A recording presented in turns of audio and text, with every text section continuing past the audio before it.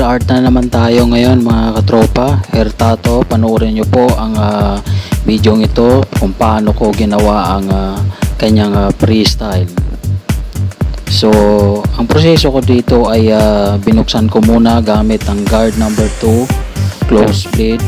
Paikot lang po yon. Tapos nag-trim po ako para tanggalin yung kanto sa taas ng dinaanan ng guard number 2 close blade. Ayan, paikot lang po yung trimming natin.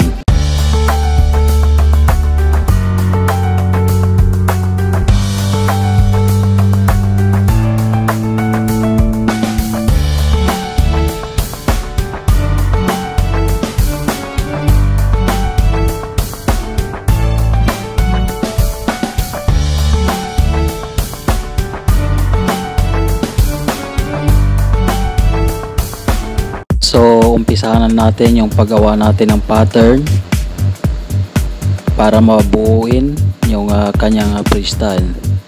So simplihan lang po ang pagguhit hanggang yan ay ma-develop na para iporma sa kanyang tunay na freestyle. So ayan po, baliktaran po ang ating style ngayon para maangas siya. So in focus lang po mga katropa para mabuo natin yung kanyang freestyle.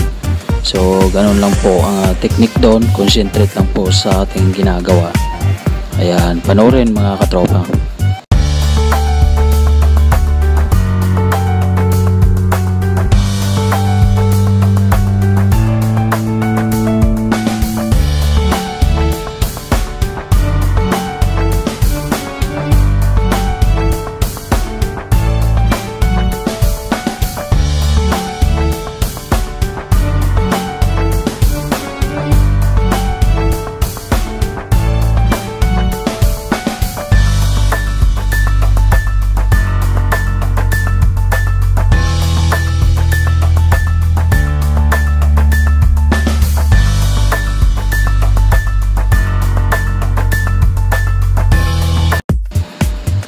So natapos natin yung ating pattern sa freestyle natin.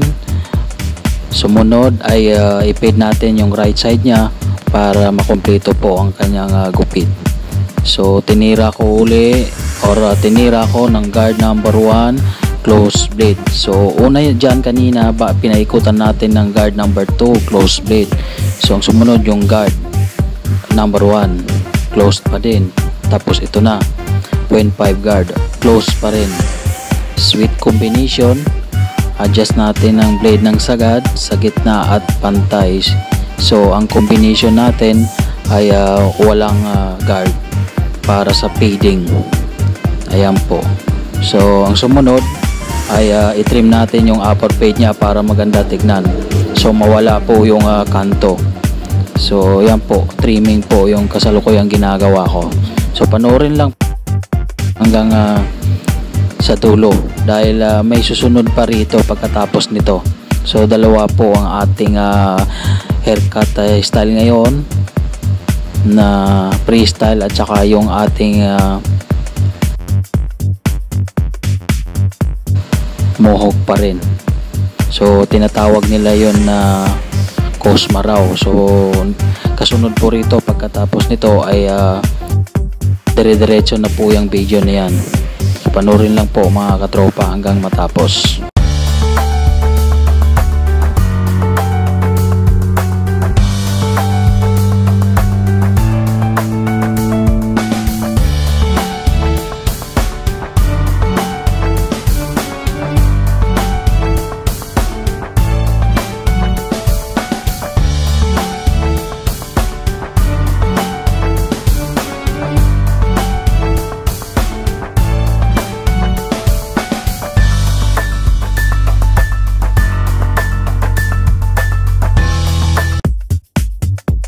So ito na, ahit na po tayo. So bago po ahitin ay sprayan po ng tubig at gumamit po ng bagong blade para matalas ang ating blade at hindi po masakit at tuwid ang ating bawat ahit or linya at pulido tignan. So panoorin lang po mga katropa kung paano ko inaahit yung ating pattern na freestyle, dahil yan ay aking i-develop para tuluyan ng maganda tignan. So panoorin po mga katropa.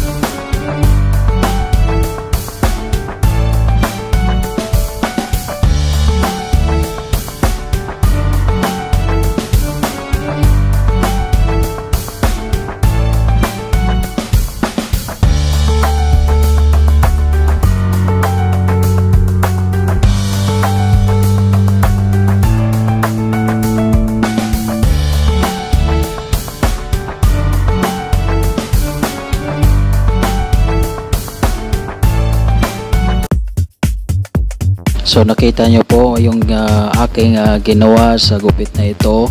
So i-blower ko na po ang kanyang top hair para lagyan po ng hair products. So sana mga katropa marami kayo natutunan sa haircut tutorial na ito na freestyle. So wag po ninyo i-quit ang video ito dahil meron pa po kasunod dyan. Tuloy-tuloy po, meron pa po isang gupit. So continue lang po sa pag-watching mga katropa. Meron pa po kasunod dito na ating tinatawag na Cosma haircut daw. So ang tawag ko dito ay V-shape mohawk pa rin, na fade pa rin siya. So panoorin lang po mga katropa hanggang matapos.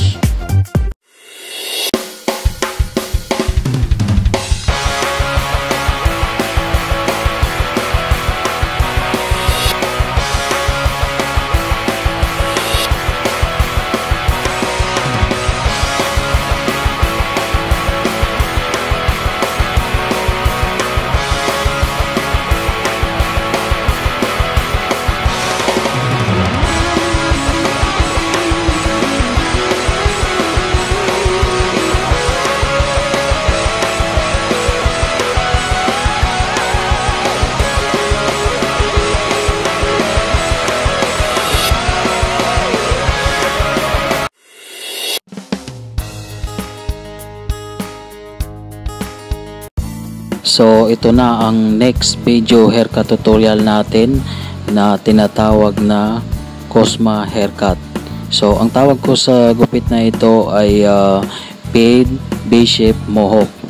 So ang ating procedure dito na aking ginawa ay gumamit po ako ng guard number 2, 1.5, 1.5, tapos yung combination natin na no guard, adjust ang blade ng sagad sa gitna at pantay, at yun po, pareho lang po ang ating ginawa at ginamit na guard or procedure side by side sa kanyang fade.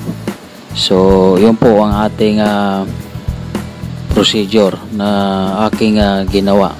So ulitin ko po, guard number 2, 1.5, number 1, 0.5 guard, all close split. So yung combination natin na no guard, adjust ang blade ng sagad sa gitna at pantay. So after nun, ito na po ang ating next na ginawa ay nag-trim po tayo yung nasa upper dinaanan ng guard number 2 para i-trim natin para mawala yung kanto. So panoorin mga katropa.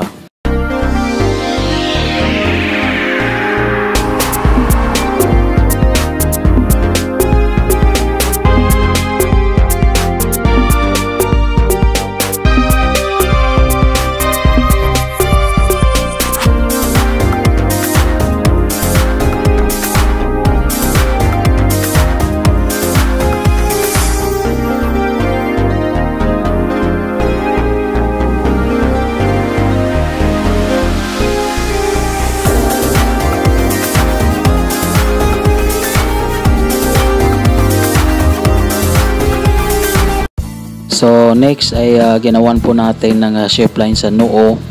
Ibabagay lang po natin sa kanyang hugis ng kanyang noo, yung kanyang table or shape line sa noo. So panoorin lang po mga katropa ang aking ginawa sa kanyang shape line sa noo.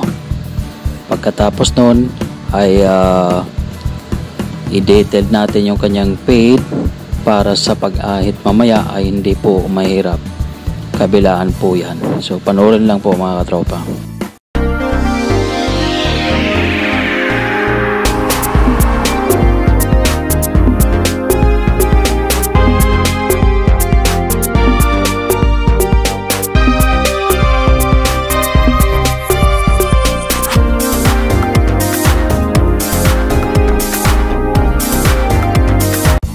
So ginawan ko na ng kanyang V-shape sa likod. Double po ang kanyang V-shape sa likod na parang may pagka butterfly ang pagka V-shape niya para maangas naman siya tignan. So double line ang nangyari. So nakikita natin na pumorma na mga katropa.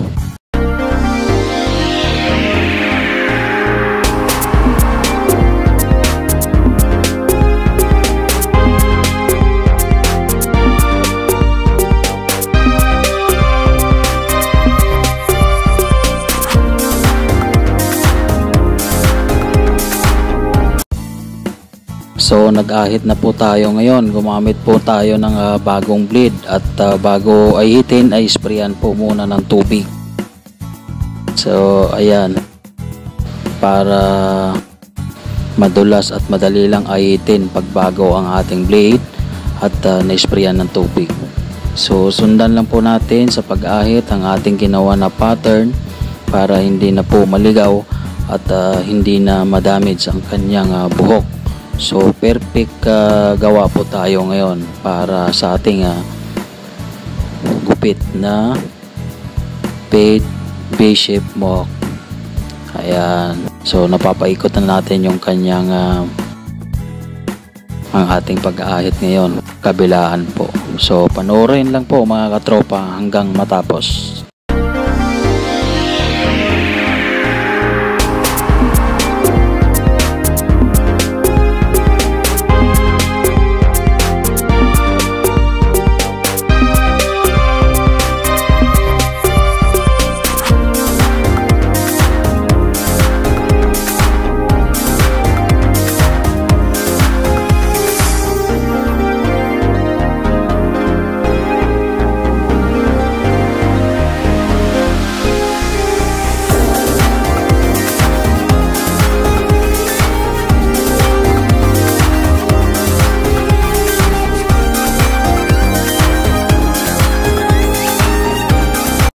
So gamitan po natin ng shaver. Kung ano mayroon tayong shaver ay yun po ang mas maganda na gamitin natin para mas lalo pang pulido at makinis tignan ang kanyang fade.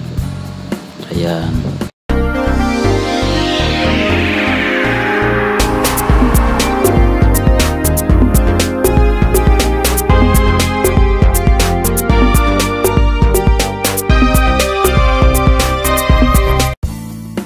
So konting trim lang po sa kanyang top hair at saka gilid para mas lalo pang gumanda ang kanyang gupit.